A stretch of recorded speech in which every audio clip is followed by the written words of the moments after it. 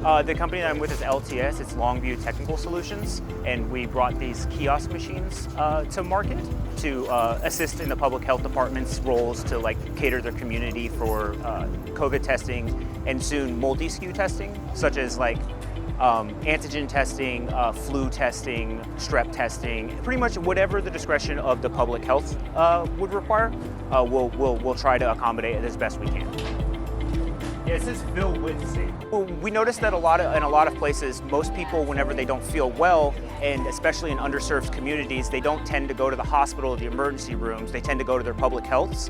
And this was our way of better serving that community and assisting the public health department with overflow on whatever they would need, like flu tests, or so they don't get a whole bunch of people in flu season coming in and saying we need a flu test. In the event that someone needed to get an antigen or a PCR test as of currently and an antigen test here in the very near future, they would just simply come up to the machine. There are 3 different ways that they can register in the portal. So they can use their cell phone if it is a smartphone, and they can scan the QR code on the machine.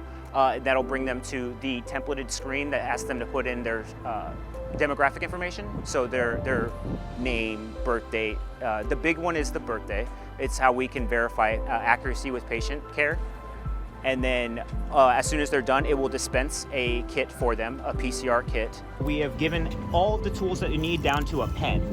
So the only reason that there is a pen necessary is because on the actual vial itself, there's an instruction packet that has all the step-by-step. It's a nasal swab, so it's not nearly as bad as it used to be when COVID was first coming around. People aren't expected to go all the way back deep into their nostrils. It's just a simple swab around their nose. There is the vial and then some wipes in the event that they need them, stuff like that. And then these biohazard bags are what is going to get deposited back into the machine. So this right here is the only thing that matters. It's how you assign yourself to this vial. So once this kit is dispensed, you just scan this QR code right here, either with your phone or you can call that number if you don't have the availability.